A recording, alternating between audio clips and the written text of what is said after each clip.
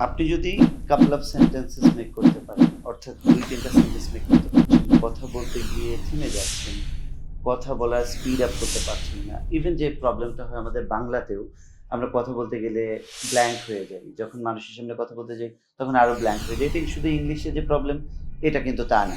এটা আমার ল্যাঙ্গুয়েজের প্রবলেম বা হচ্ছে স্পিচের প্রবলেম। এই প্রবলেমটা যদি উত্তরণ করতে চান, তাহলে আপনার অবস্থাটা কয়েক গুণ বেড়ে যাবে। ফর এক্সাম্পল কিভাবে হবে? আচ্ছা, বাংলাদেশে কতজন মানুষ আছে? আমরা ধরি ১৬ বা ২০ কোটি। ২০ কোটির ভিতর কতজন মানুষ ফ্লুয়েন্টলি কথা বলতে পারে? কম মানুষ। আচ্ছা, কতজন মানুষ শুদ্ধভাবে কথা বলতে পারে? আরো কম, মানে কমন এই ২ টা ফিচার থাকবে তার ভিতরে। আচ্ছা, পাবলিকলি কতজন মানুষ কথা বলতে পারে বাংলায়? মানে যে পাবলিকলি কথা বলতে পারে, শুদ্ধভাবে কথা বলতে পারে এবং ফ্লুয়েন্টলি। এরকম মানুষ কয়জন আছে? Very few people.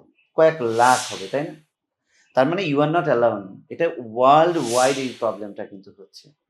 অর্থাৎ আপনি যদি আমেরিকার ৫ জনের ৪ জনই কথা বলতে ভয় পায় মানুষের সামনে, লজ্জা ফিল করে। একটা স্ট্যাটিস্টিকে দেখা গেছে।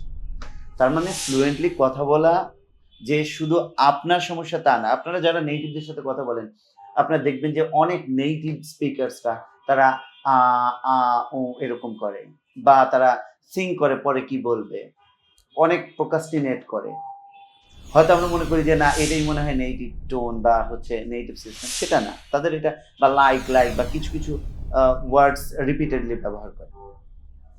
এই যে ঘটনাগুলো বা তাদের যদি আপনি পাবলিকলি কথা বলতে দেন, তাহলে কিন্তু তারা they will go also blank. এই যে ব্ল্যাঙ্ক হয়ে যাওয়ার কারণটা কি? কারণটা হচ্ছে সঠিক পদ্ধতিতে ফ্লুয়েন্সি ডেভেলপ না করা। আর আপনারা নিশ্চয়ই জানেন যে LTDZ stands for latent talent discovering and employing. এখানে কিন্তু আপনার যে অবস্থা আছে সেখান থেকেই আমরা ডেভেলপ করছি। ইভেন আপনি যদি একেবারে বেসিক লেভেলে থাকেন, তাতেও কোনো সমস্যা নেই।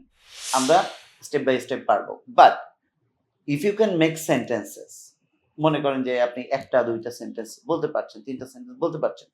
কিন্তু আপনি একটা আ সুসংগঠিতভাবে কথা বলতে পারছেন না। ২-৪ মিনিট কথা বলতে পারছেন না। আপনি দেখবেন যে ফর এক্সাম্পল আমার হাতে একটা মোবাইল ফোন আছে। এই মোবাইল ফোনটা নিয়ে আপনি আপনার হাতে মোবাইল ফোন আছে বা পাশে। মোবাইল ফোনটা নিয়ে আপনি ২ মিনিট কথা বলতে যান, ইউ উইল গো ব্ল্যাংক। ২ মিনিটের পর কথা বলতে পারবেন না। যদি আপনার অবস্থাটা এইরকম হয় যে না আপনি ফ্লুয়েন্টলি অনর্গল কথা বলতে পারছেন, আপনি ৫-১০ মিনিট কথা বলতে পারছেন, ঘন্টার পর ঘন্টা কথা বলতে পারছেন এবং বিজনেস কনভারসেশন কন্টিনিউ করে যাচ্ছেন। দেখবেন যে বাংলাই অনেকেই কন্টিনিউ করতে পারে না সিস্টেমেটিক ওয়েতে। আর আপনি যদি ইংলিশে সেটা পারেন, তাহলে আপনার অবস্থাটা কোথায় যাবে? আপনি চিন্তা করেন।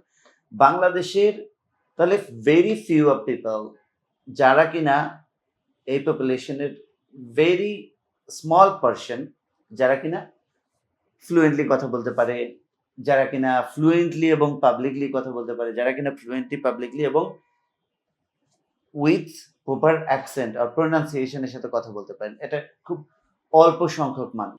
একেবারে খুব অল্প সময়ের ভিতরে আপনি ফ্লুয়েন্ট স্পিকার হয়ে যেতে পারবেন এবং কন্টিনিউ স্পিকার হয়ে যেতে পারবেন। এবং এটা পারবেন কিভাবে?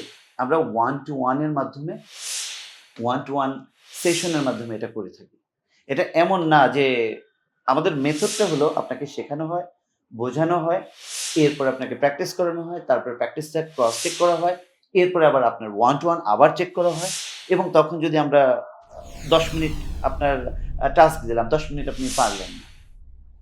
আপনি ৮ মিনিট পেরেছেন। ওকে, আপনাকে পাস করাবো। যদি আপনি ৭ মিনিট পারেন তাহলে আপনাকে আবার পড়ানো হবে।